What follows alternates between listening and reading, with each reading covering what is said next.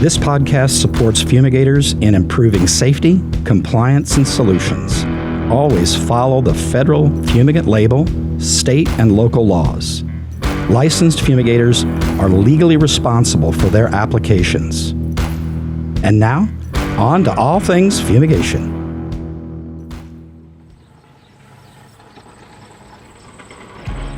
Out here, we don't just fight pests. We outsmart them. This is All Things Fumigation, where applied science meets real-world grit. I'm John B. Mueller, a fumigator by trade, and your guide to the science of fumigation done right. Each month, we saddle up with the people, the practices, and the precision it takes to keep facilities safe, compliant, and pest-free. Because when you're in the trenches of pest control, you don't need magic, you need science, and maybe a little cowboy spirit. Smarter solutions, safer practices, managed costs. Welcome to All Things Fumigation. Welcome to the second episode of our podcast, and welcome back, Kalah. Yes, welcome everybody. Thank you, John. In this episode, we are going to cover the broader message of the market of post-harvest fumigation, where this commodity protection and food safety tool provides its efficacy. Perfect, yeah. And in the last episode, we discussed how these groups, have very different views of fumigation, Yes. but both depend on fumigation. So what we want to do is dig in a little bit deeper into this post-harvest kind of spectrum, and to me, this is exciting. This is where I've spent my life. So. Very exciting. So just so we understand the overall fumigation market, there's different segments that I don't know people are aware of. So can you explain and dive into the different fumigation markets that are out there so our listeners have a better idea of when you talk about certain things, where they apply? Yeah, so where is fumigation applied is the question. And if we zoom out away first, as we dig deeper, if we zoom out from post-harvest and look at all fumigation markets, really the first one that people see when they're on vacation and they're in South Florida or South Texas or Southern California, they see these tented houses. My wife calls them bouncy houses. And, that is a structural fumigation market. They're targeting drywood termites. There's food stored product pests aren't even a target there. And it's a very important service. Fumigants provide a very important space there because these insects are destroying wood and destroying these homes. It's a big market. It is a big market, but it's very niche. But it's also extremely different from post-harvest. The second fumigant market is soil fumigation or pre-plant fumigation. So before the crops are planted, sometimes fruit, sometimes nuts, sometimes vegetables, many times vegetables. So they're treating the soil before planting, so pre-plant. Then we come into the post-harvest space, and then post-harvest space has kind of bled into a fourth market, which is using gases for remediation of human pathogens and microbial issues in food processing operations. And we started to get into this about 20 years ago or so, and it's really started to gain traction over the years. So this one's been an interesting one. And really the attributes of fumigants, if you think about it, they carry through all four of these markets, right? They're mobile, they're non-selective, they're fast, and they're extremely effective. So it's an interesting one to go from macro pests into microbes. And it's been a journey. So I know as we work together, the first two that you talked about, the first two segments, markets didn't apply to us as much as the commodity fumigation. So whenever you talk about commodity fumigation post-harvest, can you give the listeners an example of the type of products you're talking about? Like when you refer to commodity fumigation, you're talking about grain. When we're talking about commodity fumigation, we're talking about bulk commodities like wheat is a very popular one, rice, obviously corn to a lesser degree, and soybeans to a lesser degree yet again. So sometimes we think about fumigation of those commodities. And then we get into specialty commodities like tree nuts and peanuts. We get into spices. Insects love spices, cocoa. And I know we're going to get into some of this later, but I just Tobacco. wanted to give our listeners an idea when you refer to commodity. We know what that means, but just so we're clear for everybody else. Yeah. So yeah, that's a good point though. But it is more than just the major grains. So, and then the fourth one you mentioned was the antimicrobial, which is so interesting to me. So as I started getting into this market, this was starting. So can you explain more for those that don't know about the antimicrobial market? Yeah. So cleaning is very similar to what we talked about before in the food safety side of the industry as far as post-harvest and macro pests. Cleaning is number one. Well, in the microbial side, this is cleaning on steroids. Yes.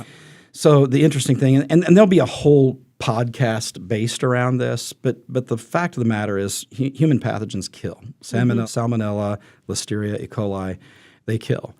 And they're very serious. If you look at the newspaper every day, we see recalls every single day. So, but fumigants can get in where hands can't get into, where water can't get to, where even fogging material can't get to. And these gases can get into these really, really tight spaces.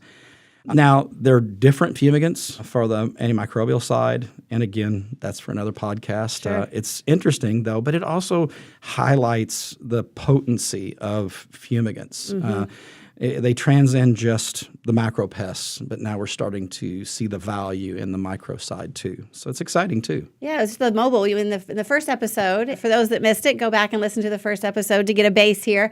But back in the first episode, you talked about the mobility as such a positive about fumigants. And I think, when it comes to microbials, that mobility that it has is huge for it. So hopefully we will hear more about that in future podcasts. But let's get back to the post-harvest for better understanding. And let's make it clear to our listeners that the purpose of this podcast is to focus on the commercial services of post-harvest. So highlight commercial services of post-harvest here, right? Yeah. So we are going to focus on post-harvest, but I'm going to low-light the commercial service comment. And Kalah's needling me a little bit here. So I don't look at fumigation as a commercial service because commercial services are routed services. And fumigation is not a routed service. It's definitely more of an event-based service. So there's a tremendous amount of effort and equipment that goes into shifting. These are plant shutdowns. There's the effort involved with some of these fumigations is just huge. And so, I mean, it is more of an industrial service. It's interesting that I say that, but it is a reality. It's less of a commercial service. It's event-based. It's not routed. It's really more of an industrial event. So, and that does make sense because it's not something to take lightly. There's a lot of safety that goes behind it, a lot of planning, money. For the budgets that maybe wasn't there originally. So they do occur seasonally and during weekends and holidays. I know being family, that would dictate sometimes what 4th of July looked like or Thanksgiving looked like, as that would sometimes mean being at a fumigation and not necessarily sitting around a table. And very seasonal, too. My wife referred to herself as a fumigation widow. So she basically, I left on Memorial Day, before Memorial Day weekend and came home sometime shortly after Thanksgiving. So. Yes. Busy time of year when the pests are out. So, John, in our past careers, you and I would talk about fumigation marketing, the different categories of post-harvest, which we touched on a little bit earlier. Can you break these down and help our viewers and listeners understand this a little better, the different sectors? Yeah. So I always think of post-harvest in 5 different categories, or I refer to it from an agrarian standpoint as silos, right? Industry silos. Grain we've talked about, we broke that down with the major grains. There's specialty products like tobacco and tree nuts and things like that. I think of that as one silo. Flour milling as another, or I should say milling as another one, because that's fractionalizing those products, especially those major grains. Milling is not just flour milling. There's rice milling. There's feed milling. There's many other, it's starting to grow really as a market.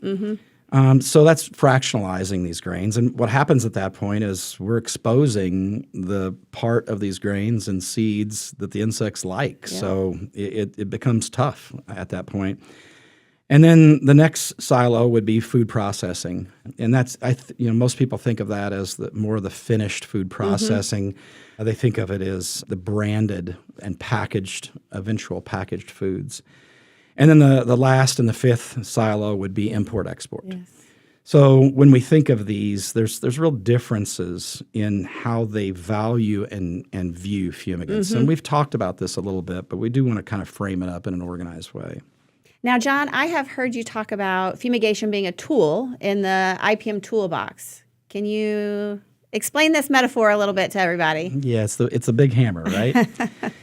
So if we really kind of take a look at food processors versus commodity managers, food processors have a lot of tools in that toolbox, and you've heard it, you're going to hear it more. There is no substitute for cleaning. Cleaning is the best pest management tool. We've talked a little bit about food processors who can wet wash. Water washes a lot of sins away. Food processors can have CIP and COP cleaning, so they'll stand for clean in place, clean out of place. They can use pheromones strategically to help them understand where insects are in their facility and then use that to direct cleaning. And then once they start to see insect pressure and presence, they can deploy things like crack and crevice residual applications. If it scales up a little bit, they've got options of surface applications and broader use of those residuals. And then if those pests really start to increase, there's fogging.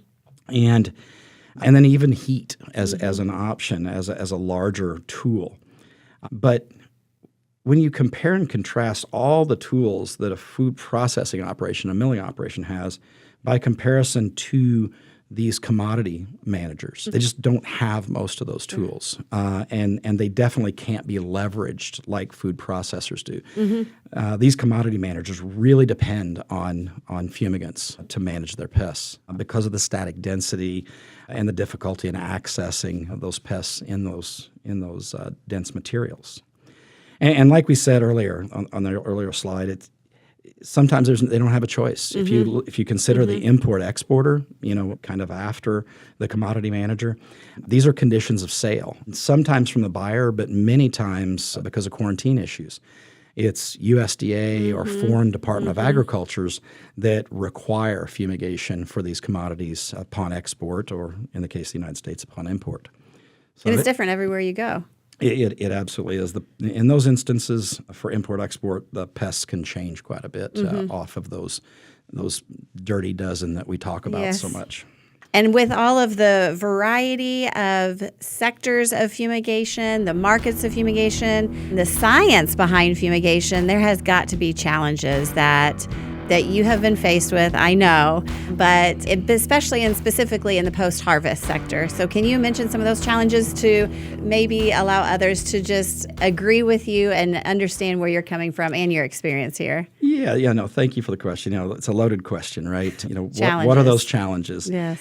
And we're setting up future episodes here with some of these. There's a lot, but I'm just going to go top of mind is false expectation of 100%. 100% efficacy in the field, it's unrealistic. But it's our job as fumigators to drive that efficacy as high as possible. It's your goal. You have to have a goal. Absolutely. Target. And you've got to constantly improve and drive performance. So 100% efficacy is something that plague us if we allow those comments to go without some context. I think it sets us up for failure. I think following the science behind fumigation is critical because that's what we're going to lean into to drive higher efficacy rates, which is what the customer wants. Lack of effective gas monitoring and diligence in gas monitoring, again, that's the driver for performance. We have to be able to pull those analytics and look at what the performance was. And if we see dings in the expectation, we can go back and analyze that. And then the other one which is a big one, is just using the wrong tool to solve some of the pest hemorrhages that some of these facilities get into. and using the wrong tool and waiting too long. So like what would, in the fumigation world, what would a potentially wrong tool be? I think what I see a lot is when a when a pest control company who doesn't have the resources, they don't fumigate, they'll try to throw all the other tools at a problem as it escalates. And that maybe they have at their hand, their disposal. Exactly. Yeah. And they'll escalate all the way up to fogging, which they generally have the ability to do. And maybe a fumigation is warranted, and they'll fog and they'll fog and they'll fog. And pest populations increase. The fog will only last for so long. Kill only certain stages. Sometimes chase them into harborages and places that the fog is at a disadvantage. The fogging compound is a disadvantage. And then when the fumigator is finally brought in, the pest populations are so high, explode, that it's difficult to really drive the performance that's expected. The fumigants are brought in as a miracle worker, and they're not miracle workers. They're science, and science that has to be followed. So. Hence the science cowboy that you've talked about in previous episode. Yes. We are at the point where my grandfather, Albert, John's dad, would say, all good things must come to an end. So this is the end of All Things Fumigation Part 2, Episode 2. And there's much more that's going to be covered in future episodes. So we hope you listen in. We hope you found this as a good foundation for your knowledge, information, educational platform in regards to fumigation. So if you liked what you heard and you want to hear more, subscribe to us. Make sure you like us so you can know when the next episode comes out. Visit us on LinkedIn. Go to our website, thefumco.com, or you can even email this science cowboy, John.Mueller at thefumco.com. And I do want to emphasize LinkedIn. We've got some great discussions going on that platform. We've got some challenges. We've got some challenges, and that's throw them out there. That's absolutely awesome. Again, it's how we learn. So, we do want you to give us your feedback. LinkedIn is a great way to do that, to help us build that content. There's some incredibly skilled science cowboys out there. So give us that feedback. We want to learn from you, and together we'll make fumigation a stronger tool. I'm John B. Mueller, and this is All Things Fumigation.